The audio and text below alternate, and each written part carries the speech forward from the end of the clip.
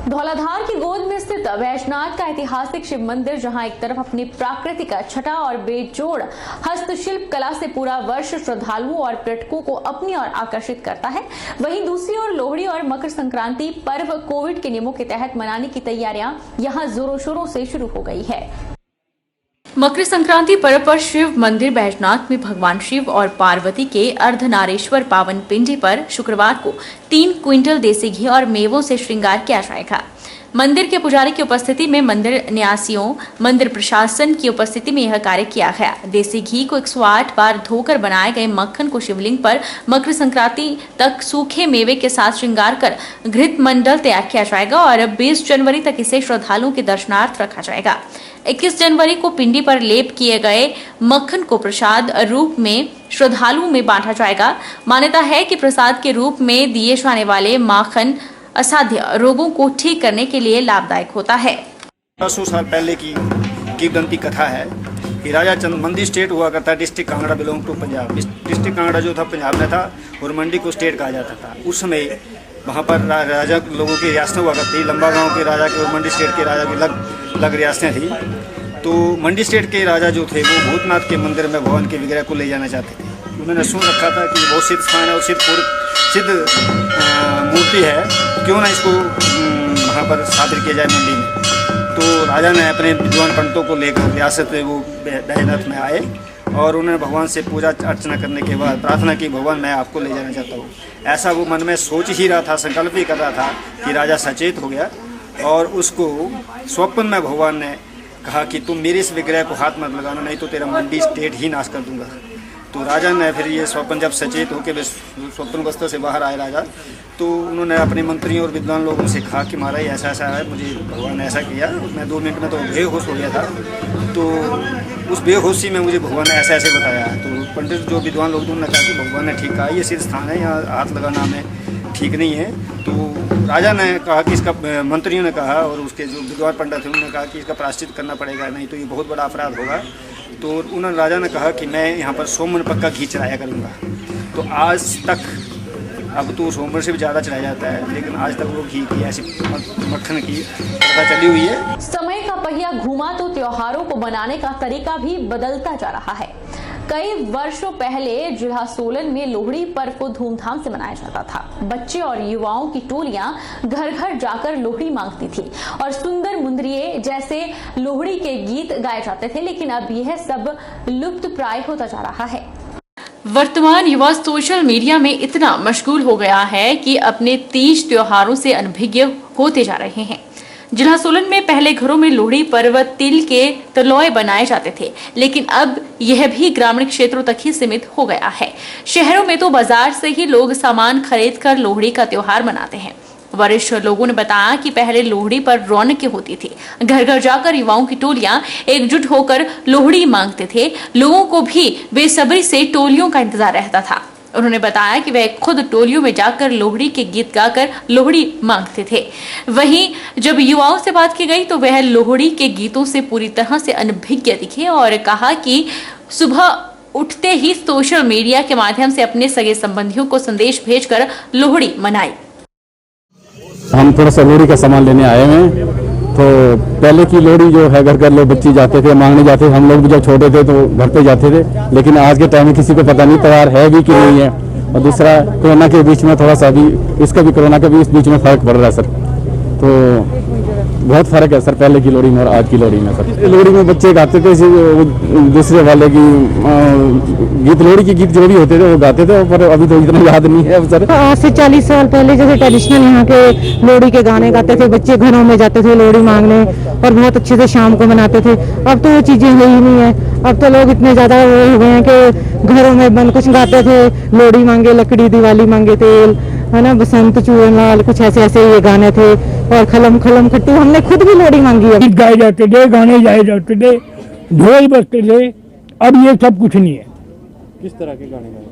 लोहड़ी के ऊपर गाए जाते थे। निश्चित तौर पर लोहड़ी का पर्व युवाओं के लिए मैसेज तक ही सीमित रह गया है और युवा पीढ़ी एक दूसरे को मैसेज करके खुशी देने की बात कह रही है। आज लोहड़ी का त्यौहार है और लोहड़ी मनाई जा रही है बाकी क्या कहते हैं, सुबह उठे थे तो मैसेज भेज दिए सबको। बाकी आप सबको भी बधाई। सर गीत वगैरह तो नहीं आते। जल्दी उठ गए थे, फिर सबको मैसेज वगैरह किए ताकि जितने भी खुशियाँ हमें आई हैं वो सबको बाकी को भी दे सके। और जितने भी क्लोज फ्रेंड्स से सबको मैसेज किया मैंने। शिवा युवा क्लब छतरौली के सौजन्य से वीरवार को लोहड़ी पर्व पर एक मैराथन का आयोजन किया गया, जिसमें कोविड नियमों की पालना करते हुए युवाओं ने 6 किलोमीटर लंबी दौड़ लगाई। इस प्रतियोगिता में सोलदा के रवि राणा ने प्रथम स्थान हासिल किया। छतरौली में सोलदा के रवि राणा ने मैराथन जसूर जीती है। संजय कुमार धार पठानकोट ने दूसरा स्थान और पंकज कुमार ने तीसरा स्थान हासिल किया। मैराथन का शुभारंभ रणजीत बख्शी जन कल्याण सभा के अध्यक्ष अखिल बख्शी ने हरी झंडी दिखाकर किया।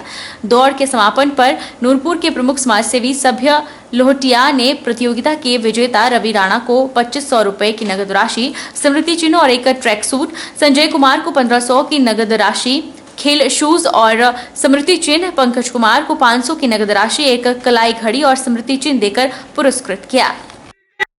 यूथ क्लब छतरौली की तरफ से आज इस मैराथन का ऑर्गेनाइज किया गया है यहाँ पे, जहाँ छतरौली से लेकर जोरा तक ये बच्चे दौड़ेंगे और यहाँ पर वापस आने के बाद जीतने वाले को पुरस्कृत किया जाएगा। हम लोगों को ये सौभाग्य प्राप्त हुआ कि हम आज सुबह यहाँ पर आए और इस मैराथन को हमने फ्लैग ऑफ किया।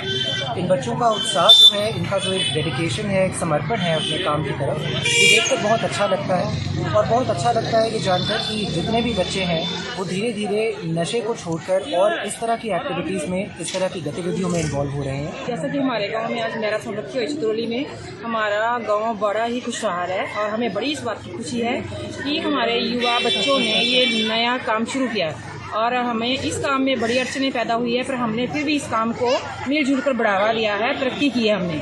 और मैं चाहती हूँ कि हमारे बच्चे जो हैं आगे भी ऐसे ही सालों साल, मतलब कि 13 जनवरी को यही सालों साल बढ़ोतरी में काम होगा इसका मैराथन का। और जो बच्चे हमारे शिक्षक हैं, जैसे किसी ने किसी ने PhD किया, हमारे बच्चियों ने, मैं उनका धन्यवाद। लंबी प्रतीक्षा के बाद हुई बर्फबारी और बारिश से बागवानों में खुशी है। भूमि में पर्याप्त नमी होते ही बागवानों ने पौधारोपण, तौलिए बनाने, खाद डालने और पौधों की काट छांट पेस्ट लगाने का कार्य शुरू कर दिया है।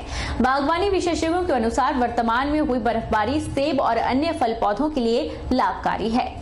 हिमाचल प्रदेश के सेब बहुल इलाके में बर्फबारी के बाद बागवानी कार्य तेज हो गए हैं।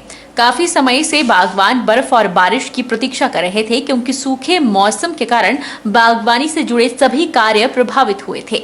इससे आगामी फसल पर भी प्रतिकूल असर पड़ने की संभावना बढ़ गई थी। अब बर्फबारी और बारिश होते ही भूमि में नमी बढ़ गई है। बागवानों ने पौधारोपण, तौलिए बनाने और खाद डालने का काम तेज कर दिया है। बागवान पौधों की काट छांट, पेस्ट लगाने का कार्य भी कर रहे हैं। बागवानी विशेषज्ञ के अनुसार वर्तमान में हुई बारिश और बर्फबारी से सेब और अन्य फल पौधों को चिलिंग आवश्यकता पूर्ण करने में मदद मिलेगी। शर्मा है, तो काफ़ी मौसम आजकल बहुत सुहाना है और हाइटों में बर्फ़ पड़ी है, लो हाइटों में बारिश आई है, इसलिए लोग अब अपनी खेतीबाड़ी के काम में लगे हैं। पौधा वगैरह जो भी है गड्ढे कर रहे हैं, पौधे लगा रहे हैं और तौलिया, गोबर वगैरह, काट छांट वगैरह काम शुरू हो गया है। तो आजकल कटिंग का सीज़न चला है। कटिंग, प्रूनिंग, काट छांट होती है पौधों में। तो उसके बाद जैसे मोटा कट है कहीं या कैंकर लगा है, उसमें पेस्टिंग का काम चला है। तो पेस्टिंग क्यों करते हैं, क्या फ़ायदा होता है? पेस्ट कुछ तो जहाँ सूख गई है टहनी किसी कारणवश, उसमें मोटे कट में पेस्ट लगाते हैं ताकि वो आगे ना सड़े। और बाकी कैंकर लगता है, कैंकर लगने से बीच में कई बार प्रूनिंग हम गलत कर देते हैं, जिससे कैंकर फैल जाता है। बागवानी विभाग के विषय विशेषज्ञ अश्विनी चौहान ने बताया कि बागवान काफी समय से बर्फ की प्रतीक्षा कर रहे थे। वर्तमान में हुई बर्फबारी आने वाली फसल के लिए लाभकारी होगी। बागवान काफ़ी समय से जो है बर्फ़ की इंतज़ार कर रहे थे। इससे जो है ज़मीन में नमी भी रहेगी और जो सेब की जो रिक्वायरमेंट, जो चिलिंग रिक्वायरमेंट जो होती है वो पूरी हो जाएगी इससे। और बागवान जो है अभी जो है तौलिए बना सकते हैं, बेसिन भी होते हैं और टर्निंग प्रूनिंग का जो प्रूनिंग जो है वो भी कर सकते हैं। तो खाद खुद भी डाल सकते हैं इसमें पौधे को बर्फ पिघलने के बाद जो है खाद डाल सकते हैं। हिमाचल प्रदेश में हुई बर्फबारी का लोग खूब आनंद ले रहे हैं। मंडी जिला में जमकर बर्फबारी हुई और यहाँ कई क्षेत्रों में हिमपात हुआ। कहीं लोग स्केटिंग कर बर्फ का आनंद लेते दिखे तो कहीं एक दूसरे पर बर्फ के गोले बनाकर फेंकते दिखे। वहीं चौहार घाटी से भी बर्फबारी का आनंद लेने का एक आकर्षक वीडियो सामने आया है जो सोशल मीडिया में वायरल हो रहा है। यहाँ बच्चों ने बर्फ से देवता का रथ बनाया है और उसे कंधों पर उठाकर घुमा रहे हैं, नचा रहे हैं। आप भी देखिए ये वीडियो और आनंद लीजिए बच्चों की कलाकारी का। बहरहाल बुलेटिन में इतना ही। आप देखते रहिए HP 24x7।